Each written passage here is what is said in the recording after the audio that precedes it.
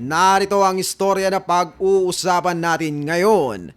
Bago nahulog sa building si Liam Payne ay nakarinig di umano ang ilang mga tao sa hotel ng isang napakalakas na sigaw mula sa kwarto ni Liam. Ayon sa ulat ng New York Post, isang bisita na tumutuloy sa parehong hotel kung saan nananatili si Liam Payne ang nagsabi na nakarinig sila ng sobrang lakas at marahas na sigaw mula sa kwarto ng dating One Direction member sa Casa Sur, Palermo Hotel sa Argentina. Bago ito tuluyang bumagsak sa balkonahe ng ikatlong palapag. Ayon sa kanila, nakarinig sila ng maraming ingay mula sa kwarto ni Payne, kabilang ang mga tunog na parang mabibigat na bagay na inaalis o mga tunog ng malalakas na pagbagsak. At dagdag pa ng naturang bisita sa interview na akala doon niya may construction sa loob ng kwarto o may inaayos dahil sa sobrang lakas ng mga kalabog. Nakita rin ng witness na ito na labas-pasok ang ilang mga staff ng hotel sa kwarto ni Liam at pagsapit raw ng 4:30 ng hapon ay mas lalo pang lumakas ang ingay. At matapos ang naturang eksena ay nakarinig di umano ang witness na ito ng isang napakalakas at napakamarahas na sigaw ng isang lalaki. At habang nangyayari ang insidente ay tumawag naman ang receptionist ng hotel sa 911. Nakiusap ang receptionist sa operator ng 911 na magpadala agad ng tulong. Sa audio recording ng tawag, sinabi ng receptionist na ang singer ay nakagamit ng pinagbabawal na gamot at alkohol at sinisira di umano nito ang buong kwarto. Nag-aalala din ng sobra ang receptionist na baka di umano saktan ni Payne ang kanyang sarili. Lalong-lalo pat mataas ang posibilidad na maritong mahulog dahil may balkonahe ang naturang kwarto. Ito mismo ang sinabi ng receptionist sa tawag. "We need you to send someone urgently because, well, I don't know if this guest life is at risk. They must be in a room that has a balcony. And well, we're a little bit worried he'll do something that he'll put his life at risk." At dahil dyan, agad naman na nagmadali ang 911 na tumulong. Pero mukhang huli na ang lahat. Tuluyan na ang pumanaw si Liam Payne. Ayon sa autopsy, nahulog talaga ito at hindi intensyonal. Nang buksan naman ang kanyang kwarto ng mga otoridad, bumungad ang maraming sirang gamit sa loob ng kwarto. Katulad na lang ng isang basag na TV na maaring sinapak. At hindi lamang yan, nagkalat din ang mga foil at pinagbabawal na gamot. Katakatakang napasama pa dyan ang lagayan ng Dove na sabon. Sa inyo pong palagay, mayroon bang matinding pinagdadaanan si Liam Payne bago ito pumanaw?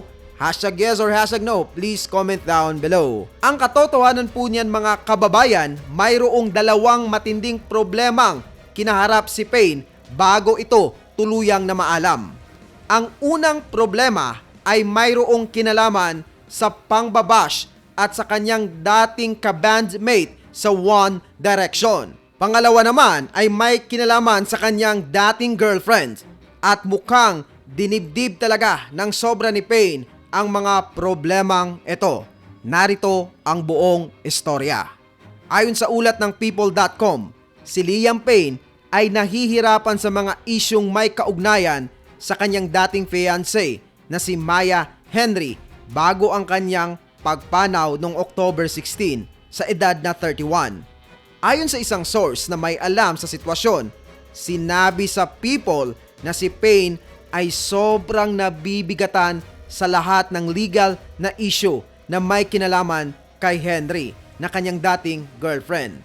Si Henry na 23 years old ay naglabas ng cease and desist order nung nakaraang linggo laban sa dating miyembro ng One Direction matapos niyang ibintang na patuloy siyang kinokontak nito At ang taong iyon ay walang iba kundi si Payne po mga kababayan. Ayon sa ulat ng Daily Mail, kahit na hiwalay na sila nito ay hindi raw tumitigil si Payne sa pagkokontak sa kanya. Gumagawa pa nga ito ng mga bagong social media account para lang makontak si Henry. Ang dating magkasintahan ay naiulat na engaged bago sila naghiwalay noong 2022. Sa isang video, ibinahagi ni Henry noong October 6, siya ay isang modelong lumaki sa Texas at may akda ng nobelang Looking Forward. Inakusahan niya ang kanyang ex na hindi niya pinangalanan pero konektado sa mga One Direction fans na patuloy raw na binobomba ang kanyang telepono ng mga mensahe.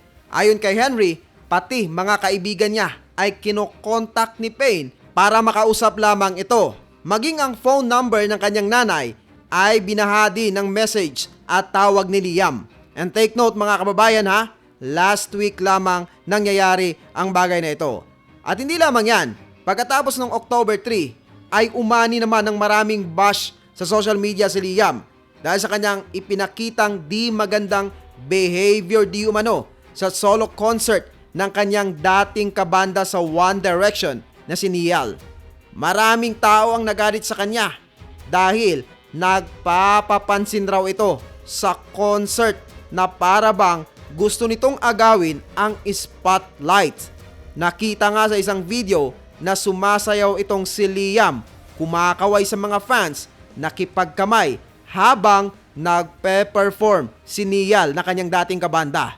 Marami ang nabastusan sa kanyang ginawa at dahil dito ay baha-bahang mga komento ng pangbabash ang kanyang inabot at mas lalo pang na-highlight ang issue ng pagpapapansin di umano nito dahil bago ang concert, nag-anunsyo pa ito sa kanyang social media na pupunta siya sa concert ni Niall sa Argentina dahil gusto lang niya at matagal na rin daw niyang hindi nakakausap si Niall.